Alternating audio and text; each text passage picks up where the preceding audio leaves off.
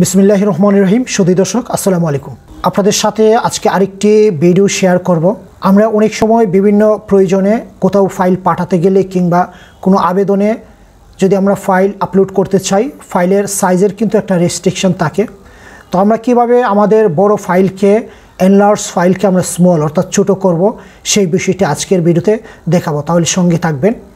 মূল ভিডিওতে যাওয়ার আগে যারা এখন আমার চ্যানেলটি সাবস্ক্রাইব করেন নাই, প্লিজ সাবস্ক্রাইব মাই চ্যানেল এবং পাশে থাকা বেল আইকনটি অবশ্যই বাজিয়ে দিবেন। তাহলে আপনি আমার প্রতিদিনের ভিডিওর আপডেট নোটিফিকেশন সবার আগে পেয়ে যাবেন। আর যারা already subscriber, thank you so much. তাহলে চলুন শুরু করে আজকের এই নতুন ভিডিওটি। এই জন্য প্রথমে আমার একটি ব্রাউজার প্রয়োজন। তো দেখতে পাচ্ছেন আমি গুগল ক্রোম ব্রাউজারটি ওপেন করে নিয়েছি। আপনার পছন্দ মতো যে কোনো ব্রাউজার ওপেন করে নিতে পারেন। তো ব্রাউজার ওপেন করার পরে আমরা ব্রাউজারের অ্যাড্রেস বারে একটি অ্যাড্রেস লিখব, যেটা হলো ilovepdf.com। দেখতে পাচ্ছেন অলরেডি আমার অ্যাড্রেসটি কিন্তু অ্যাড্রেস বারে এসে গেছে। জাস্ট আমি কিবোর্ড থেকে এন্টার কি প্রেস করে দিব। প্রেস করার পর সে আমাকে ilovepdf ওয়েব লিঙ্কে নিয়ে আসছে। তো এখানে কম্প্রেস পিডিএফ নামে একটি অপশন আছে, দেখতে পাচ্ছেন 3 নাম্বার মেনুটি। আমি কম্প্রেস পিডিএফের উপর ক্লিক করে দিলাম। দেওয়ার পরে আমরা মূল জায়গায় এসেছি। তো এখানে আমরা যে পিডিএফ ফাইলগুলো আমরা কম্প্রেস করতে চাই অর্থাৎ ছোট করতে চাই, সেই পিডিএফ ফাইলগুলো আমরা এখানে সিলেক্ট করে দিব। তো দেখতে পাচ্ছেন সিলেক্ট পিডিএফ ফাইল, এখানে আমরা ক্লিক করব। ক্লিক করার পরে আমার পিডিএফ ফাইলটা কোথায় আছে, জাস্ট আমার কম্পিউটার যে কোনো এক লোকেশন আমি রেখেছি।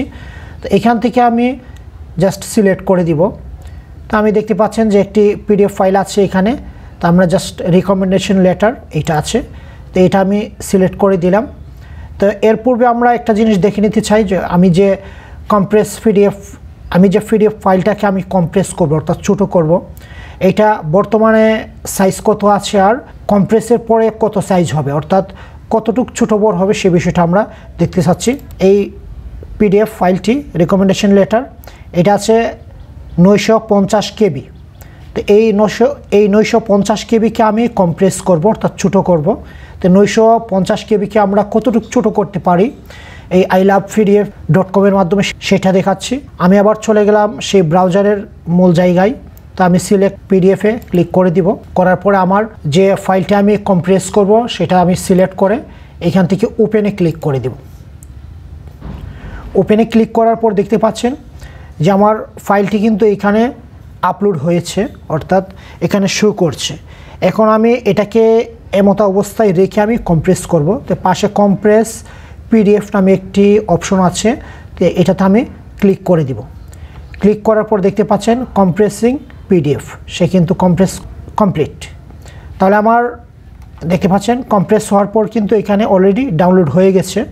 তো আমার এতটুকু ছোটো করছে যে 61% সেভড অর্থাৎ 950 কেবি, দ্যাট মিন্স 949 কেবি সামথিং ছিল, এইটাকে 378 কেবিতে নিয়ে আসছে।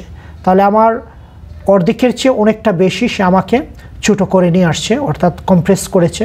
তো আমরা জাস্ট এখন এটাকে এখান থেকে আমরা ওপেন করে নিব। ওপেনে ক্লিক করলাম। ক্লিক করার পর কিন্তু আমরা আমাদের মূল জায়গায় আসছি। তো এখন আমি চলে যাব যেখান থেকে আমি কম্প্রেস করেছিলাম সেটা দেখাতে। দেখতে পাচ্ছেন এটা ছিল আমার অরিজিনাল সাইজ 950 কেবি, আর এখন কম্প্রেসের পরে হলো আমার 979 কেবি। তাহলে আমরা এরকমভাবে আমাদের বড় বড় পিডিএফ ফাইলটাকে আমরা এরকমভাবে ইজিলি কম্প্রেস করতে পারি। এতে আমাদের কাজের সুবিধা হয়, সহজে ফাইলটা এক জায়গা থেকে আরেক জায়গায় আপলোড করে পাঠাতে পারি।